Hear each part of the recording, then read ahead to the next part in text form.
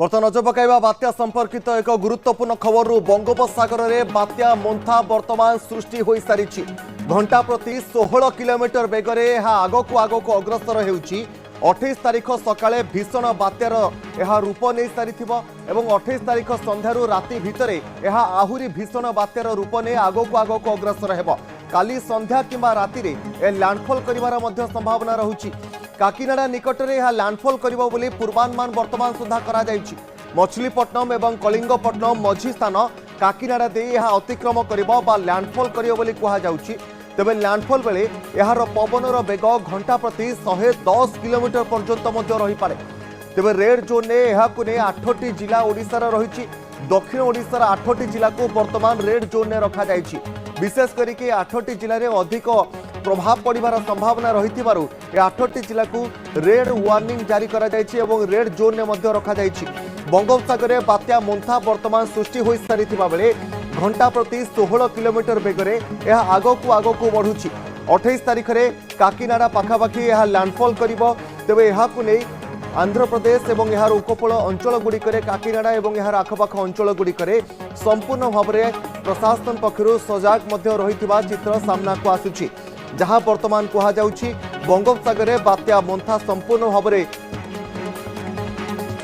धीरे धीरे अधिक शक्तिशाली होउछि 28 तारीख बेल 28 रु 29 तारीख बेलू यह जितेबाला लैंडफॉल करुथबो सेतेबेले पवनर बेग घंटा प्रति पाखापाखि 110 किलोमीटर पर्यंत मध्य रही पारे तेबे समुद्र में धीरे धीरे बात्या मोन्था बल गोटाउथबा बेले राति रे यह बात्यार नूप नेबा परे धीरे धीरे स्थलभाग आड़कू मोन्था अग्रसर होउछि घंटा प्रति वर्तमान 16 किलोमीटर बेगरे आगक आगक अग्रसर होउछि यार प्रभाव जदि आमे देखिबा आंध्र उपकूल एवं काकीनाडा एवं मछलीपट्टनम उपकूल रे धीरे धीरे मध्य परिलक्षित हेबा आरंभ हेलानी समुद्र मध्य अशांत रहुछि विशेष करिकि समुद्र रे उच्च जुआर उठिबा मध्य आरंभ हेलानी विशेष करिकि मछलीपट्टनम काकीनाडा एवं एही सब अंचल गुड़िकरे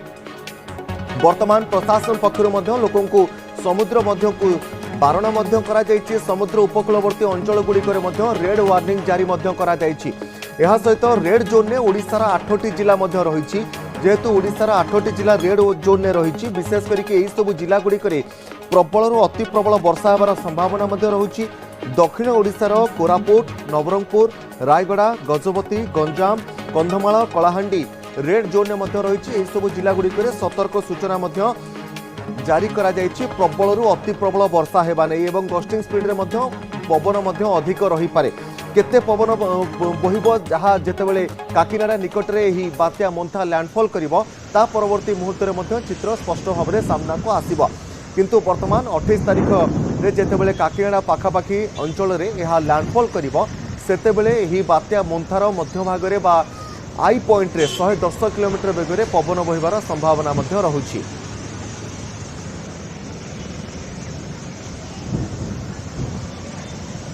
तेज संपर्क में अधिक आलोचना करने विशिष्ट पाणीपाग विज्ञानी प्रोफेसर संदीप पट्टनायक आम सहित रही सीधासख प्रोफेसर पट्टनायक वर्तमान बंगोपसागर में बात्या मोन्था धीरे धीरे आहरी शक्तिशाली होतेबे लैंडफॉल करता पूर्वर 16 किलोमीटर प्रति घंटा हिसाब से आगक बढ़ुची यह कौन सूचाऊ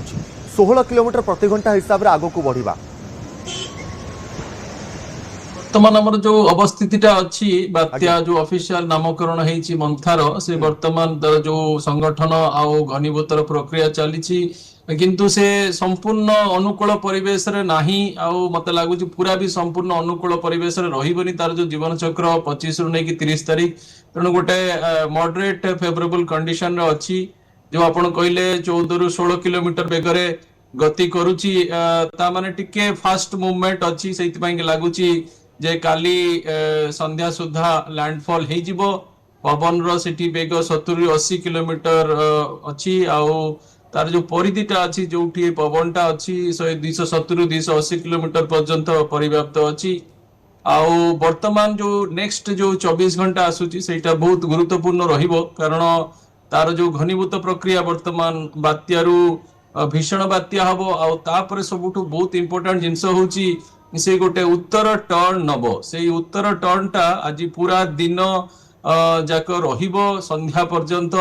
तापरे कारण से वर्तमान आमर पश्चिम उत्तर पश्चिम दिगरे जाउची टिके उत्तर पश्चिम दिग हे जिवो से टर्न टा होची भेरी इंपोर्टेंट जोटा आंध्र उपकूलवर्ती आमर पश्चिम केंद्रीय बंगोपसागर हम आठी वर्तमान जो जलराशि जो तापमात्रा अच्छी 28-29 डिग्री अच्छी तेणु ताकू बहुत टिके जो इंटेंसिफिकेशन घनीभूत करिवारे ताकू सहायक हब तेणु भीषण बात्या मध्य हबार संभावना अच्छी तेणु मोटामोटी आउरी जो रहिला आमर 72 घंटा से तार जीवन चक्र सरिबो वर्तमान आंध्र आ किछिटा दक्षिण ओडिशा रे बादल माने प्रवेश करिबे आपण धीरे धीरे तार जो प्रभावटा आज लक्ष्य करबा आरंभ करिबे।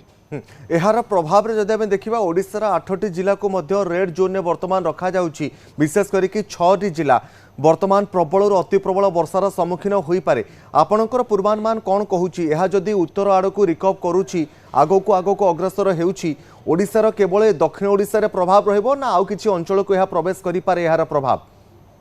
नहीं दीटा जोन बेसी भनरेबल लगुच जोटा रेड जोन हेची जोटा हमर गंजाम गजपति रायगड़ा तापरे कोरापुट मालकानगिरी कारण धरंतु जदि भी सिस्टम टा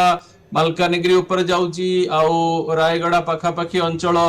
भी पवन पाइबार संभावना अछि कारण आपण जदि टेक्निकली देखिबे तार जो लैंडफॉल रो अछि मछलीपत्तनम टू कलिंगपत्तनम रफली around 150 kilometre 200 kilometre aerial distance रहुची तेणु पवन रो बेग भी सेठी रही पारे किंतु तार जो आपण जदि बादल खंड वर्तमान सैटेलाइट पिक्चर देखिबे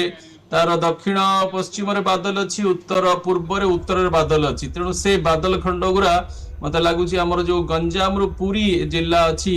सेकेंड जो वनरेबिलिटी जोन रहुची गंजाम रो पुरी आ तांको पार्श्ववर्ती सेठी भी वर्षा करेबार संभावना रहुची पूरा संपूर्ण उपकूलवर्ती अंचल अप टू बालेश्वर पर्यंत भी वर्षा रही पारे फास्ट जो पल्सटा आसुची ए जो सिस्टम रो तेणु जो आमर गंजाम रु Malkangiri first line of vulnerable district तांकर जो सेकेंड एडजेसेंट डिस्ट्रिक्ट्स माने रहउचंती जेमती कलाहांडी नवरंगपुर आमर कंधमाल नयागढ़ कटक आमर जो खोर्धा यही सब लाइन ऑफ डिस्ट्रिक्ट्स भी वनरेबल रहउचंती वर्षा पॉइंट ऑफ व्यू रु आउ फर्स्ट लाइन ऑफ डिस्ट्रिक्ट जो रहउची गंजाम रु मालकानगिरी पवन पॉइंट ऑफ व्यू रु किंतु मुख्यतः ओडिसा रो जो प्रभावटा वर्षा ही मेजर रहिबो प्रभाव ए सिस्टम रो किंतु दक्षिण ओडिसा रो जो जिल्ला माने जेमति आपण कहिले रेड जोन जोगरा हाइची सेतरे पवन रो भी प्रभाव रही पारे